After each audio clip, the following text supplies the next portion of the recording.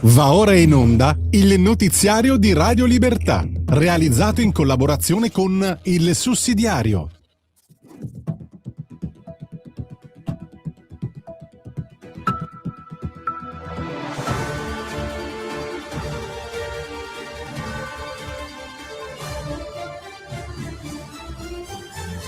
Buongiorno e benvenuti al TG di Radio Libertà con il sussidiario.tv. È mercoledì 17 giugno 2026. Oggi, accordo con l'Iran. Trump detta le condizioni e il petrolio arretra. Al G7 pressa Putin sull'Ucraina e ritrova l'intesa con Giorgia Meloni. In Italia, Salvini difende il ponte e rilancia la Lega sui territori, mentre il piano casa avanza in commissione. Il giornale inizia. Trump-Iran. L'accordo accende i mercati. Iran, Hormuz e petrolio. Si riparte. Washington non si limita ad auspicare la pace, mette condizioni. È la linea di Donald Trump sull'intesa con l'Iran. Teheran potrà vedere benefici solo rispettando gli impegni. Niente corsa all'arma nucleare, libertà di navigazione a Hormuz e stop ai ricatti energetici. La prima vera vittoria è per l'economia mondiale. I mercati reagiscono, il petrolio arretra e le petroliere iraniane tornano a muoversi dopo 2 mesi. Ma non è un regalo agli ayatollah, è una trattativa sotto pressione americana. Trump usa la forza per ottenere un risultato e J.D. Vance avverte che tutto dipenderà da verifiche reali. Quando la forza è credibile, anche la diplomazia funziona. Trump pressing su Putin. Al G7 ora si occupa di Ucraina. Chiuso il fronte iraniano, almeno sulla carta, Trump sposta il peso sull'Ucraina.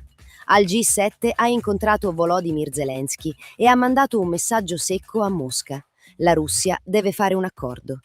Non diplomazia dei convegni, né propaganda bellicista. Realismo, pressione, trattativa, interessi occidentali.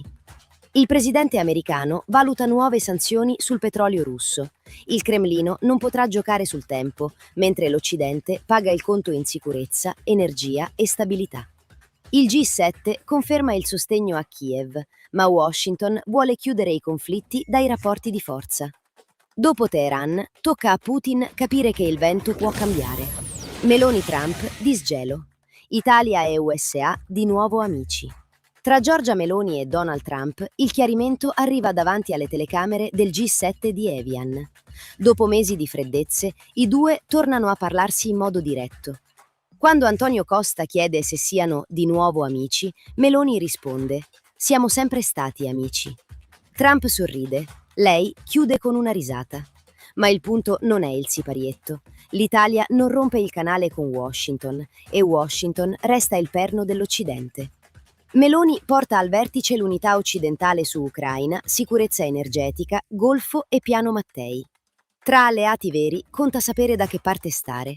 Oggi Roma conferma l'asse atlantico, non le fantasie anti-americane. Salvini sfida i no sul ponte. Cantieri e sospetti, non si molla. Sul ponte sullo stretto, Matteo Salvini riporta il dibattito al punto essenziale. Controlli sì, processi alle intenzioni no. Nel messaggio all'Assemblea ANCE, il ministro denuncia una presunzione di colpevolezza su imprese, politica e grandi opere. In Italia basta aprire un cantiere perché qualcuno immagini già il marcio. Risultato: cantieri lumaca, anni persi, sviluppo bloccato. Le infiltrazioni criminali si combattono con strumenti seri, non con la paralisi preventiva. Ma Sinistra e 5 Stelle trovano sempre un motivo per fermare, rinviare, sospettare. Il ponte è lavoro, collegamenti, Sud che si muove. Non si combatte la mafia bloccando l'Italia. Lega, territori, avanti. Salvini rilancia il partito. Mentre i giornali inseguono retroscena e fantasmi di crisi, Matteo Salvini rilancia l'azione della Lega sul suo terreno naturale, i territori. Nel colloquio con il Corriere annuncia una cabina di regia delle autonomie con governatori, ministri, capigruppo, sindaci e amministratori. Lo statuto, dice, per ora non cambia. La risposta è politica. Sempre lontani dai salotti romani, più sezioni, più ascolto della base. Ai militanti interessano sicurezza, stop alla burocrazia, stop alle guerre, non i giochi di palazzo. La Lega riparte se resta Lega. Territorio, autonomia, sicurezza, lavoro, concretezza. Parlando a chi chiede risultati. Piano casa, i fatti. Alloggi, famiglie, periferie. L'impegno della Lega. La Commissione Ambiente della Camera lavora sul piano casa e qui la Lega gioca una partita sociale vera. Affitti, famiglie, periferie, case popolari vuote o degradate, patrimonio pubblico da recuperare. La sinistra distribuisce lezioni, spesso da quartieri dove l'emergenza abitativa si vede solo nei convegni. La Lega prova invece a rimettere alloggi nel circuito reale, collegando il piano casa al Ministero delle Infrastrutture e al modello Gratosoglio. La politica sociale non si misura dai manifesti, ma dalle chiavi consegnate, dai cantieri aperti e dalle famiglie che entrano in una casa. Meno slogan, più tetti.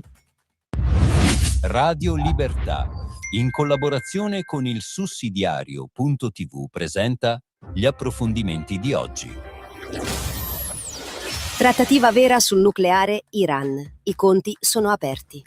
La firma può aprire Hormuz, ma non basta una cerimonia per chiudere il conto con Teheran, Hezbollah e il nucleare. È il punto dell'analisi di Camille Eid per il sussidiario.net. L'intesa tra Stati Uniti e Iran sarà firmata venerdì, ma molti contenuti restano da verificare. L'elemento più solido, osserva Eid, è la riapertura dello stretto di Hormuz: petrolio, rotte commerciali, energia, prezzi e sicurezza globale. La linea di Trump non va letta come debolezza, ma come tavolo sotto pressione. Teheran non riceve un premio, deve rispettare i patti. Nucleare, sanzioni, fondi congelati, proxy iraniani e Libano restano nodi aperti. Eid parla di una trattativa vera ancora da iniziare e segnala il rischio di una firma senza tenuta reale. Qui serve realismo, non ingenuità. Pace sì, ma armata di condizioni, controlli e deterrenza. Trump ha rimesso in movimento Hormuz. Ora deve impedire che Teheran usi Hezbollah, Libano e nucleare come cambiali da incassare. L'accordo è un inizio. La prova dei fatti comincia adesso. Campo stretto a sinistra, Schlein-Conte senza Renzi. La sinistra chiama campo largo quello che oggi somiglia a un campo stretto, tanto identitario, poco riformista, ancora senza una proposta capace di parlare al paese reale. Paolo Torricella, sul sussidiario.net, parte dal vertice tra Schlein, Conte, Bonelli e Fratoianni. Un tavolo, una foto, 2 date annunciate per luglio. Ma il nodo resta lì, i puri non bastano. Senza Renzi, senza l'area riformista e cattolica del centro-sinistra, senza una proposta oltre il recinto ideologico, il campo largo rischia di essere largo solo nei comunicati. Torricella sintetizza: no Renzi, no parti. Il dato politico è che quella somma arriva a stento al 32-33%, troppo poco per far tremare il centrodestra. Schlein e Conte sembrano più interessati a presidiare un'identità che a costruire un'alternativa di governo. Quando si passa dagli slogan ai problemi veri, immigrazione, energia, salari, economia, emergono le contraddizioni.